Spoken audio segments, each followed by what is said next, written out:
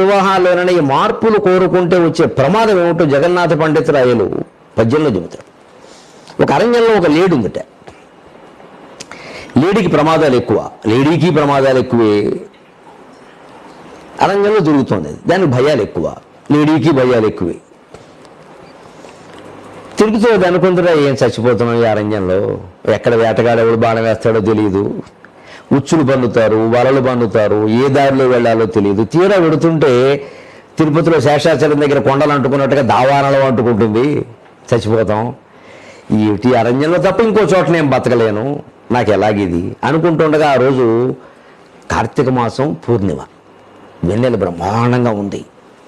ఆ రోజు చంద్రుడిని చూడడం, చంద్రశేఖరుడైన శివుణ్ణి దర్శించడానికి మించిన పుణ్యం ఏముంటుంది.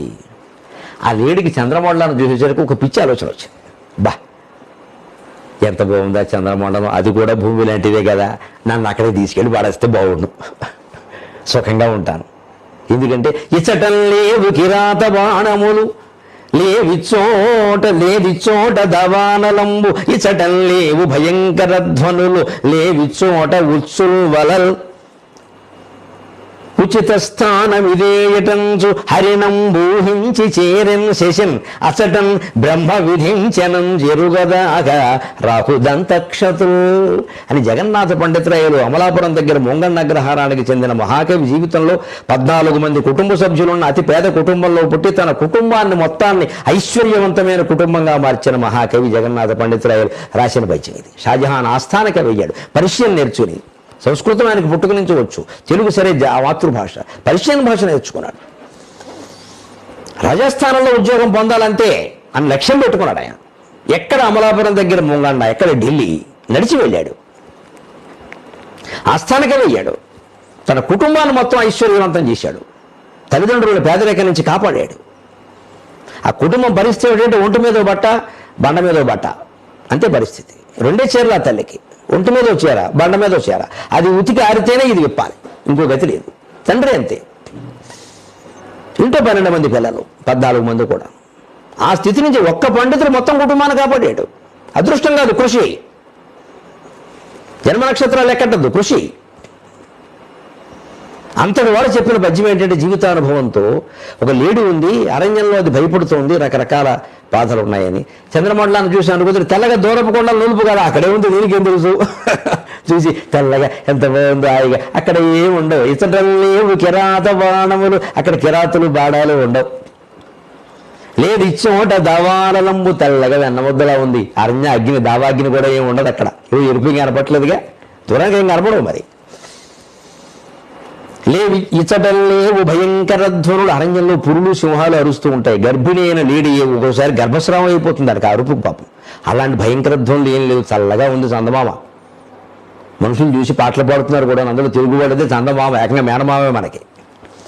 ప్రపంచంలో కూడా చుట్టరకం పెట్టుకోవాలి చంద్రుడితో, మన తెలుగువాడు ఒకడే చుట్టరకం పెట్టుకుని మేనమామ అన్నాడు, ఏదో పిల్లని చేసుకునేవాడు. చందమామ అని పెట్టాడు ఏకంగా. సంస్కృతంలో చంద్రమాహ అని ఒక మాట ఉందండి, చంద్రమాహ అనే శబ్దం ఉంది. ఆ చంద్రమాహ శబ్దం పలుకుబడిలో చందమామ అయింది, అంతకంటే లేదు. అలాగే అక్కడ భయంకర ధ్వనులు లేవు. అలాగే లేవు ఇచ్చోట ఉచ్చులు వలలు, ఉచ్చులు పనడం, వలలు పనడం కూడా బహుశా అక్కడ ఉండదు అని ఎవరైనా దేవుడు నన్ను అనుగ్రహించి అక్కడ పారేస్తే బాగుండు అనగానే వెంటనే అందరిలోకి దేవుళ్ళందరిలోకి జాలి ఎవరికి ఎక్కువండి, శివుడికి ఎక్కువ. శంకరుని వంటి దైవము అన్నారు, వంకాయ వంటి కూరయు పంకజముఖ సీత వంటి భార్యయు గలదే, శంకరుని వంటి దైవము లంకాపురి వైరి వంటి రాజును గలడే అన్నారు. రాముడు లాంటి రాజు లేట, సీత లాంటి భార్య లేదుట, శంకరుడు లాంటి దేవుడు లేట, పనిలో పని తెలుగువాడు చెప్పేశాడు, వంకాయ లాంటి కూర లేదన్నాడు. అలాగా చంద్రుడిని చూసి అతను శంకరుడు లాంటి దేవుడు లేడు కాబట్టి శంకరుడిని ప్రార్థించాడు. వెంటనే శంకరుడికి జాలేసింది, ఎందుకంటే శంకరుడికి మృగధరగా అంటారు. ఆయన ఒక చేతిలో లేడు ఉంటుంది. శంకరుడు దక్షిణామూర్తి చిత్రం అవి చూస్తే, కొన్ని రకాల శంకరుల చిత్రాలు చూస్తే చేతిలో లేడు ఉంటుంది, మృగధర అంట. ఎప్పుడు నన్ను చేతుల్లో ధరించా, నా కోరిక తీర్చకూడదా, అక్కడ పారేయకూడదని శివుడికి జాలి వేసి ఫోన్లో ఈ వేలు అడుగుతుంది కదా అని డాయమని తీసుకెళ్ళి అక్కడ పారేశాడు. చంద్రమండలం వెళ్ళింది. వెర్రిమోహన్ తెలియదు, ఆ రోజు చంద్రగ్రహణం. దూరం నుంచి రాహు ఇలా పాము ఆకారంలో వచ్చి ఇలా వచ్చి మింగేస్తుందట. సగం చంద్రమండలం మింగేసింది. అప్పుడు అనుకుంటుంటే అయ్య బాబు, కింద అరణ్యంలో ప్రమాదాలు ఏమో, తప్పుకునే దారులు కూడా అన్నీ ఉన్నాయి, ఇక్కడ ఏమిటో మొత్తం ఇత్తడి సిబ్బిలో ఉంది ఇది, దీని వాడు ఎవడో మింగేస్తాడు, వీడితో పాటు నేను వెళ్ళిపోతాను లోపలికి, దేవుడా వద్దు మర్రో నేను ఉన్న చోట నన్ను భార్యని ఆయన అందిట. అప్పుడు శివుడు బుద్ధి వచ్చిందని మళ్ళీ కింద పారేసాడు. అచటం బ్రహ్మ విధించనంచెరుగదాగా రాహుదంతక్షతులు. ఇక్కడ లేనివేమో అక్కడ సౌఖ్యాలు ఉంటాయని అమాయకంగా ఈ 7 చంద్రమండలానికి వెళ్ళింది, కానీ అక్కడ ఒకే దెబ్బలో మొత్తం బింబాన్నే రాహువు మింగేస్తున్నాడని గ్రహించలేకపోయింది. ఉద్యోగాలు మారడం కూడా ఇలాగే ఉంటుందండి. ఈ కంపెనీ వాళ్ళు ఇది సరైన వాళ్ళు కాదు, ఇది మల్టీనేషనల్ కాదు, కల్టీనేషనల్. వీరికేమో సొంత లాభం ఎక్కువ. ఎవరు సొంత లాభం లేకుండా ఎవరు కంపెనీ పెడతారండి? దేశాన్ని ఉద్ధరిద్దామని పెడతారా? ఆయన లాభం ఆయన చూసుకోడా? మరీ దోపిడీదారుగా మారితే వేరే విషయం, కానీ ఆయన లాభం చూసుకోకుండా వ్యాపారం ఎలా చేస్తారండి? రేపు పొద్దున్న నష్టం వస్తే యజమాని భరిస్తాడా, వీడు భరిస్తాడా? విమర్శ చేయడం చాలా తేలిక. కోట్లు ఇప్పుడు కరోనా కారణంగా చాలా కంపెనీలు మూతపడ్డాయి. ఉద్యోగులు భరించారా నష్టాలు? యజమానులు భరించారా? మరి రేపు పొద్దున్న మళ్ళీ తెరిచిన తర్వాత ఉద్యోగుల నుంచి ఎక్కువ పని ఆశించరా? అవసరమైతే తక్కువ జీతంతో సర్దుకోమని చెప్పరా? సర్దుకోవద్దా? సర్దుకోవాలి. మా జీతం మాకు ఇచ్చేయండి, మీ పాటలు మీరు పాడండి అంటే అలాగా ఉభయత్రం ఒక సామరస్యం ఉండాలి కదా. దానికి కారణం ఎప్పుడు ఇలా ఆలోచించాలి. చంద్రమండలానికి వెళ్ళినా మనం బాగుపడేది ఏమీ లేదు. అక్కడ మళ్ళీ మన గొడవలు మనకు మామూలుగానే ఉంటాయి, ఇంతకంటే ప్రమాదకరంగా కూడా ఉండొచ్చు.